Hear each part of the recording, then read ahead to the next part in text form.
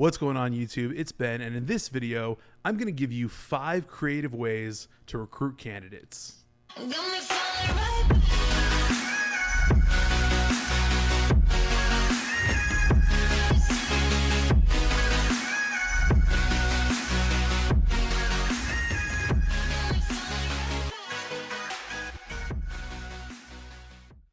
All right, guys, welcome back. Thank you so much for checking out another one of my YouTube videos. Hey, if you're not a member of my Facebook group, Six Figure Recruiters, please join. Link in description. You can interact and engage with over 7,000 other entrepreneurs, recruiters that are starting up just like you. It'll add a ton of value to basically what you're doing, and I highly suggest that you hop in there. If you're not subscribed to this channel, please also subscribe, slap a like on this video, because we're going to be talking about exactly what you love: recruiting. All right, so number 1, Facebook job groups. So if you haven't realized it, there are a ton of Facebook job groups in pretty much every single city you can imagine, right? They're usually geographically based strategically by whoever created them.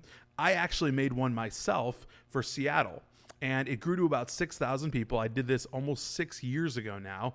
And in that group, there were tons of candidates that were ripe for the picking, tons of talent that I could source easily. So I could post a job in that group, just wait a little bit, and have people start DMing me, have people just commenting on the post. And immediately it would kind of be like a totally free Indeed, and I would have a bunch of applicants. And that's the way it works. Now, specifically, what's cool about these is that 1, it's free.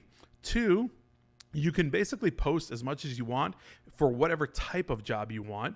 Generally, it's lower tier 1 jobs, that like I like to say, which is general labor, things like that. But Facebook job groups are totally something that you should utilize in your portfolio as far as recruiting strategies. So number 2, write really attractive job descriptions. What exactly do I mean by that? From the title to the actual copy and body of the job description itself. If you're putting an ad up on Indeed or Monster, ZipRecruiter, wherever you're putting an ad up, make sure that title is just banging.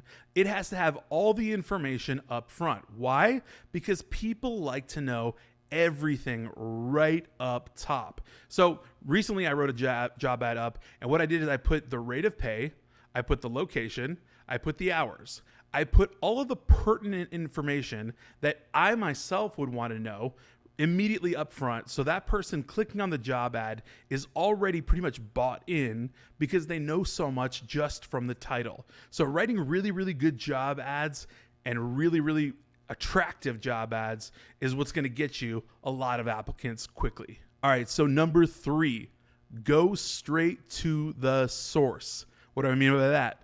All right, if you are hiring for nurses or HVAC technicians, right? Anything like skilled trades or anything that requires a certification, or that people have to go through a specific collegiate or educational program to get a certificate or to become, certified to do something, right? That means going straight to that actual program at the community college, the trade school, the vocational school, the university, whatever it is, contacting people in charge there, letting them know, hey, I've got a couple of positions open for your new grads, and I would love to convey that information to them. Are you able to send this email out with this information about this position? And here's my email, here's my number. They can get back to me if those people are interested upon graduation. Or they might have an alumni network where they can basically push it out and get information to people. They could have Facebook groups. You don't really know, right? So going straight to the source sometimes when it's a unique position like HVAC, and again, also medical, nursing, CNAs you could use this with, electricians, they go through, an apprenticeship, right? Going straight to that source oftentimes will yield you a lot of candidates. All right, so number 4, utilize networks. All right, let me explain this one real quick. It's super simple. If you get a volume job requisite, let's say somebody asks you for 15 laborers for a construction site or something like that, or anything of that sort, right? Manufacturing and transportation. I mean, it could be whatever, salespeople. You find one person, you find 2 people, right? Those people have friends. Those people have acquaintances. They have people that they formerly worked with in the same line of work, right? I personally know from my background in sales previously, a ton of salespeople. If I needed to build out a sales department, I would simply connect with one person. I would say, hey, can you get me to connect with 15 other people that you're in still close contact with that would want to get on this opportunity that I have for you? So basically utilize that network, right?